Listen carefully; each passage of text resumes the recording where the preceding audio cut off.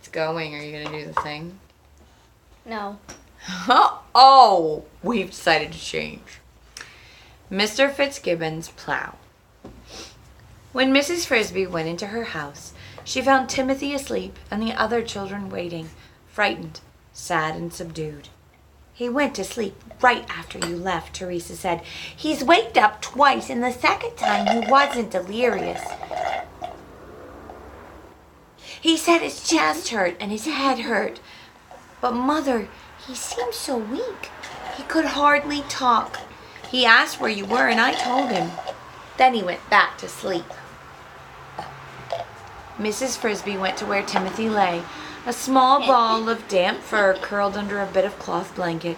He looked scarcely larger than he had when she and Mr. Frisby had carried him to Mr. Aegis as an infant, and the thought of that trip made her wish Mr. Frisby were alive to reassure the children and tell them not to worry. But he was not, and it was she who must say it. "Don't worry," she said. "Mr. Aegis gave me some medicine for him and says he will recover." She mixed the contents of one of the packets, a gray-green powder, in water, and then gently shook Timothy awake. He smiled. "You're back," he said in a voice as small as a whisper. "I'm back, and I've brought you some medicine. Mr. Aegis says it will make you all right." She lifted his head on her arm, and he swallowed the medicine. "I expect it's bitter," she said. "It's not so bad," he said. "It tastes like pepper." And he fell back to sleep immediately. The next morning, as predicted, his fever was lower, his breathing grew easier, and his heartbeat slowed down.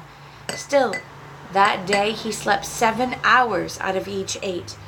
The next day he stayed awake longer, and on the third day he had no fever at all, just as Mr. Aegis had said. However, since Mr. Aegis had been right in all that, Mrs. Frisby knew he was sure to have been right in the other things he had said. Timothy was not really strong yet. He must stay in bed, Mom, stay warm, and breathe only warm air. During those 3 days she had stayed close by his side, but on the 4th she felt cheerful enough to go for a walk, and also to fetch some more of the corn from the stump so they could have it for supper. She went out her front door into the sunshine and was surprised to find a spring day waiting for her. The weather had turned while she had stayed indoors. February was over, and March had come in, as they say, like a lamb. There was a smell of dampness in the air as the frosted ground thawed, a smell of things getting ready to grow. It made her feel even more cheerful than before, and she walked almost gaily across the garden.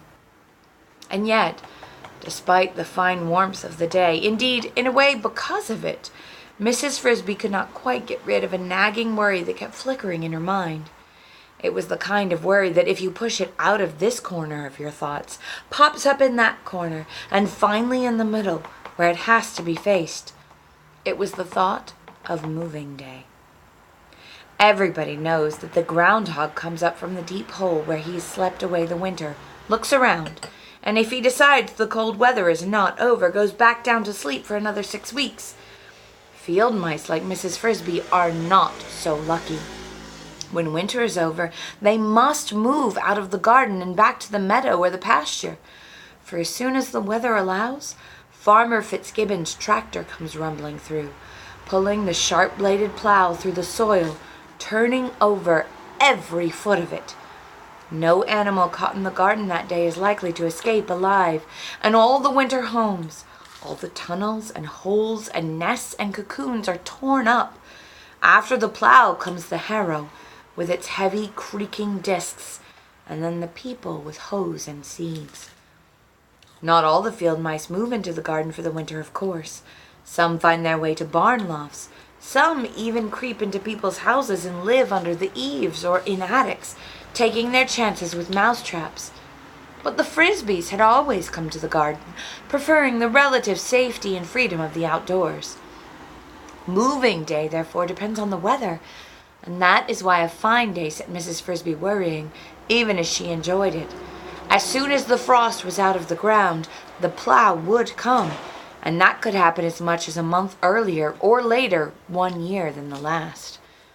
And the worry was this: if it came too soon, Timothy would not be able to move. He was supposed to stay in bed, and moving meant a long walk across the field of winter wheat, up and down the hill to the brook's edge, where the Frisbys made their summer home. Not only that, the home itself would be damp and chilly for the first few weeks, as summer homes always are, until early spring turned to late spring, and the nights grew truly warm. This was something that Mrs. Frisby and the children did not ordinarily mind.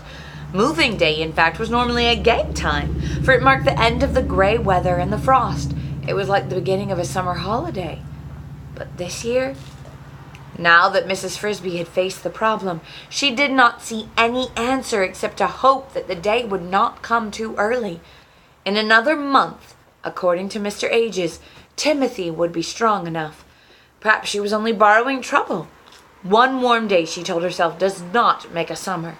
No, nor even a spring. She walked on through the garden and saw ahead of her a small figure she knew. It was a lady shrew, a tiny thing scarcely bigger than a peanut, but with a wit as sharp as her teeth. She lived in a simple hole in the ground a few yards away. Mrs. Frisby met her often and had grown to like her, though shrews are generally unpopular, having a reputation for short tempers and extremely large appetites.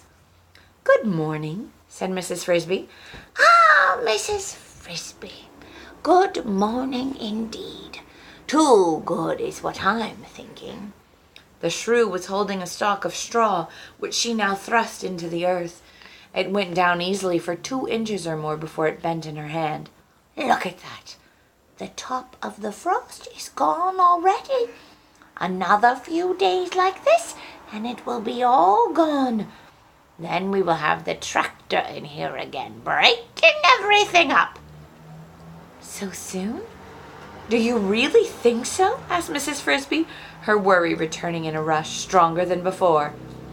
"He plows when the frost is gone. Remember the spring of '65? That year he plowed on the 11th day of March, and on a Sunday at that. I moved down to the woods that night and nearly froze to death in a miserable hollow log. And that day came up after a week of days just like this." Mrs. Frisby did remember it. Her family, too, had shivered through those chilly nights. For the fact was, the earlier moving day came, the colder the nights were likely to be. "Oh dear," she said, "I hope it doesn't happen this year. Poor Timothy's too sick to move." "Sick, is he? Take him to Mr. Ages." "I've been myself, but he was too weak to get out of bed and still is." "I'm sorry to hear that. Then we must hope for another frost, or that the tractor will break down. I wish someone would drive a tractor through his house and see how he likes it." So muttering, the lady shrew moved off, and Mrs. Frisby continued across the garden. The remark was illogical, of course, for they both knew that without Mr. Fitzgibbon's plow, there would be no garden to live in at all, and there was no way he could turn the earth without also turning up their houses. Or was there? What the shrew had said was meant to be sympathetic, but it was not helpful. It meant, Mrs. Frisby realized, that she too could see no solution to the problem. But that did not mean that there was none. She remembered something her husband, Mr. Frisby, used to say: "All doors are hard to unlock until you have the key." All right, she must try to find the key, but where? Whom to ask? And then, as if to make things worse, she heard a sound that filled her with alarm. It came from across the fence in the farmyard, a loud, sputtering roar.